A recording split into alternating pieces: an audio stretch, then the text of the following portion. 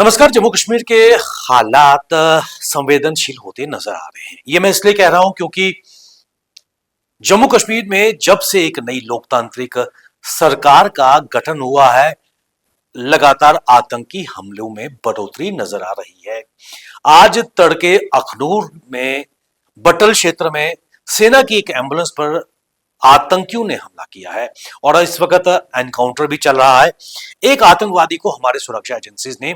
ढेर कर दिया है। गुलमर्ग की अगर बात करें, गुलमर्ग के बटपोथरी इलाके में जहां आज से कुछ दिन पहले सेना के एक वाहन पर घात लगाकर जो हमला हुआ था, जिसमें 3 जवान शहीद हुए थे, सेना के 2 पोर्टर भी इसमें शहीद हुए थे और इसमें कोई दो राय नहीं है। लगातार गांदरबल की अगर बात करें, शोपियां की अगर बात करें, आतंकी नॉन लोकल लेबर्स को भी निशाना बनाने से गुरेज नहीं कर रहे हैं और इन सबके पीछे यही उद्देश्य है कि जम्मू कश्मीर में अशांति और भय का माहौल पैदा किया जा सके। लेकिन इन सबके बीच ये आतंकी हमले तो हो रहे हैं, लेकिन जो ओवरग्राउंड वर्कर्स हैं या जो स्लीपर सेल्स हैं आतंकियों के, लगातार एक्टिव होते नजर आ रहे हैं और यही कारण है कि जम्मू संभाग और जम्मू क्षेत्र के सीमा से सटे इलाकों में भी लगातार कई ऐसे ओवरग्राउंड वर्कर्स हैं जो लगातार रैकी भी कर रहे हैं। और एक बड़ी घटना अभी हाल ही में बिश्ना कस्बे में देखने को मिली, जब पिछले कई दिनों से एक व्यक्ति जो बिल्कुल पागल बनकर घूम रहा था, जब उस पर लोगों का शक हुआ तो लोगों ने इसे धर दबोचा और उसके बाद कई सनसनीखेज खुलासे वहां सामने आए हैं। आपको बताते चले, कस्बे में कुछ दिन से लगातार एक पागल व्यक्ति घूम रहा था और जब लोगों को उस पर शक हुआ और पुलिस ने जब उस व्यक्ति को हिरासत में लिया तो कई चौंकाने वाली चीजें सामने आई हैं और कई चीजों का पर्दाफाश भी हुआ है। और जब आरोपी से पुलिस ने सख्ती से पूछताछ की तो कई चीजें सामने आई हैं और उस व्यक्ति ने जब अपने रहने का पता, क्योंकि जो आधार कार्ड उसे बरामद हुआ था तो उसका नाम उस आधार कार्ड के मुताबिक हरि प्रसाद वर्मा पुत्र मनु कुमार बताया गया है और वो उत्तर प्रदेश के झांसी का रहने वाला था। और जब पुलिस ने उससे पूछताछ की और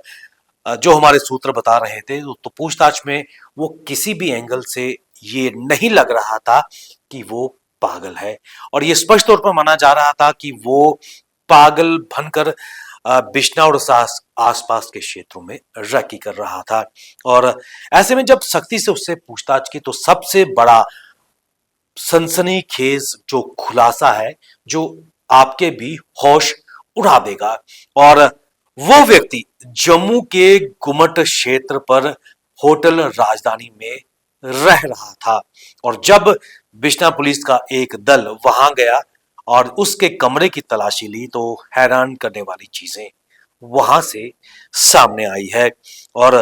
वहां से उस व्यक्ति के कमरे से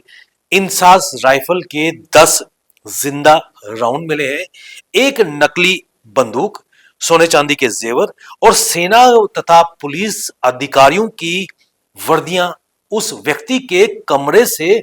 बरामद हुई है। ये काफी चौंकाने वाले खुलासे हैं और जब पुलिस ने होटल के रिसेप्शन से उसकी जानकारी हासिल की तो पता चला कि उस व्यक्ति ने अपने आप को सेना के अधिकारी के नाम पर कमरा बुक करवाया था। और ऐसे में ये चीजें चौंकाने वाली हैं क्योंकि लगातार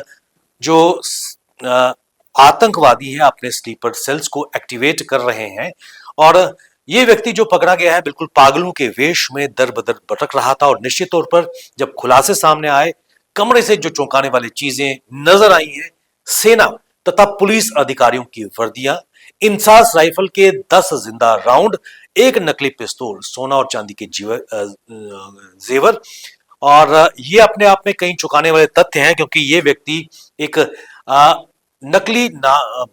आइडेंटिफिकेशन पर वहां रुका था, अपने आप को सेना का अधिकारी बता रहा था, लेकिन जम्मू के गुमट क्षेत्र में होटल में ये रुका हुआ था और उसके बाद बिश्ना में पागलों की तरह घूमना कई सवाल इसके खड़े करता है। ऐसे में जब हमने संबंधित बिश्ना के एसएचओ से बात की तो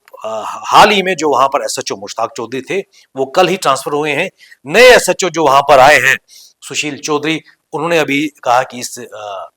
केस के बारे में अभी इनको इतनी जानकारी नहीं है, लेकिन ये माना जा रहा है कि जल्दी ही पुलिस इस पर एक प्रेस कॉन्फ्रेंस भी देगी और निश्चित तौर पर ये जो तस्वीरें नजर आ रही हैं बिश्ना क्षेत्र की अगर बात करें,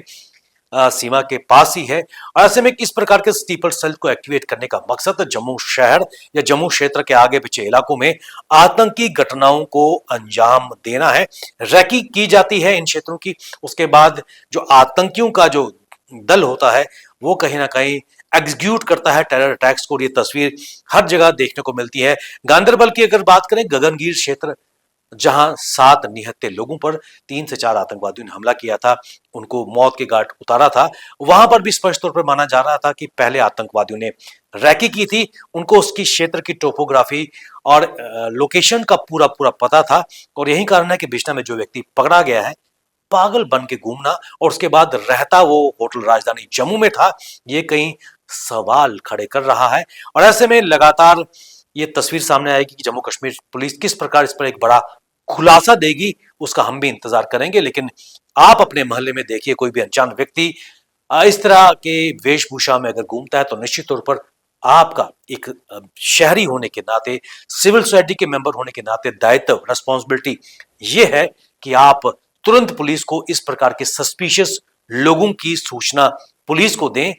आ, ताकि समय रहते कोई बड़ी घटना होने से पहले ही उस पर नियंत्रण किया जा सके। बने रहिए हमारे साथ, हमें दीजिए इजाजत।